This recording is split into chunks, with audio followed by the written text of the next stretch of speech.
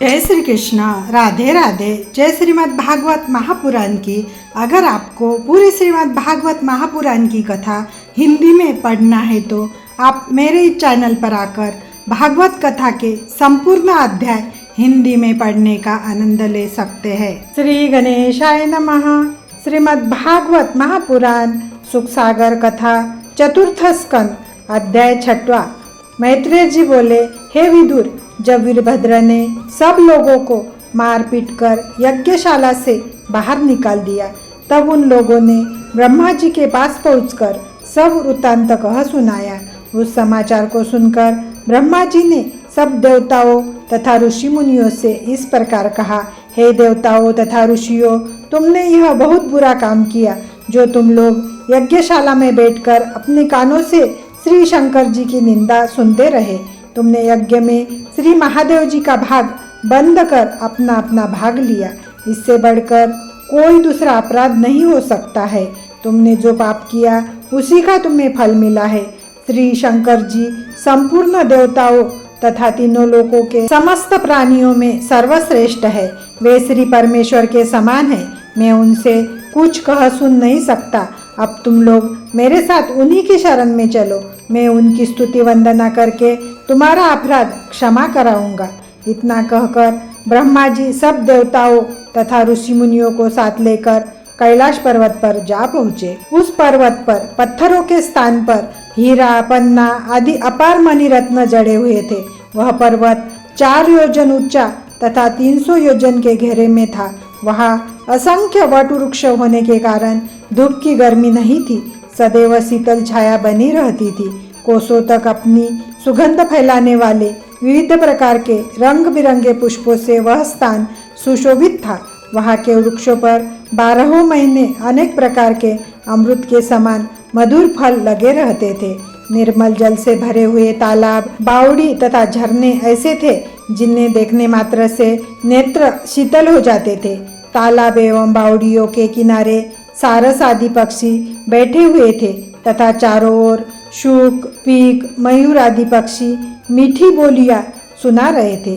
उस स्थान पर देवकन्या तथा गंधर्व आदि आकर जिस भी वस्तु की इच्छा करते थे उनका वही मनोरथ पूर्ण होता था। वहाँ की शोभा को देखकर मन प्रफुल्लित हो जाता था।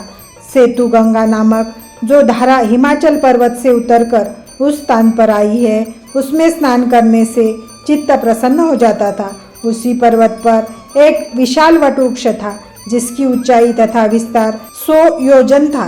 उस वृक्ष के नीचे श्री महादेव जी मृगछाला के ऊपर बैठे हुए नारद मुनि, सनकादिक तथा अनेक अन्य शिष्यों के साथ श्री नारायण जी के गुणानुवादों का वर्णन कर रहे थे। वहाँ योग, तप, वेद आदि साकार स्वरूप धारण किए उपस्थित थे। ऐसे ही समय में सब देवताओं तथा ऋषि मुनियों सहित ब्रह्मा जी वहाँ जा पहुँचे। ब्रह्मा जी को देखते ही शिव जी अत्यंत आदरपूर्वक उठकर खड़े हो गए। फिर उन्होंने दंडवत करके पितामह को ससम्मान अपने समीप बैठाया। ब्रह्मा जी भी शिव जी को दंडवत करके उनके समीप जा बैठे। तत्पश्चात अन्य देवता आदि भी जो ब्रह्मा जी के साथ गए थे, शिव जी को दंडवत प्रणाम करके यथास्थान बैठ गए। तब ब्रह्मा जी ने इस प्रकार स्तुति करना आरंभ किया, हे देवादिदेव, आप सब देवताओं में पूज्य एवं श्रेष्ठ है, इसलिए आपका नाम महादेव है। आपकी प्रभुता को दक्ष प्रजापति नहीं जानते थे, इसलिए आपका अपमान करने के कारण उन्होंने उसका उचित फल प्राप्त किया है। उनके द्वारा अपमान किए जाने से आपकी बड़ाई कम नहीं हुई है। जिस प्रकार कोई मनुष्य चंद्रमा पर थूकने का प्रयत्न करे परंतु वह थूक चंद्रमा पर न पहुंचकर स्वयं उसी के मुंह पर आ गिरता है, वही हाल दक्ष का भी हुआ। अब मेरी प्रार्थना को स्वीकार कर आप कृपा कर दक्ष का अपराध क्षमा कर दीजिए। उस यज्ञशाला में जो देवता तथा ऋषि मुनि उपस्थित थे उन्हें भी वीरभद्र ने बहुत दुख पहुंचाया। उसने कितनों के ही पांव तोड़ दिए हैं तथा कितनों की आंखें फोड़ डाली। वे सब लोग अभी तक आपके भय से भयभीत हो रहे हैं।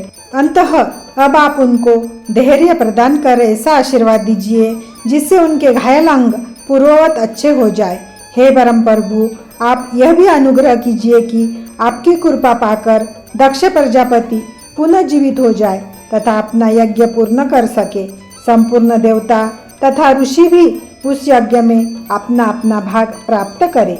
आप स्वयं भी मेरे साथ वहाँ चले। मैं श्री नारायण जी को भी अनुनय विनय करके वहाँ ले आऊँगा। यज्ञ करने में जो साकल्य बचा जाता है वह साकल्य ही आपका भाग होगा। इस प्रकार आप अपने भाग को प्राप्त करेंगे।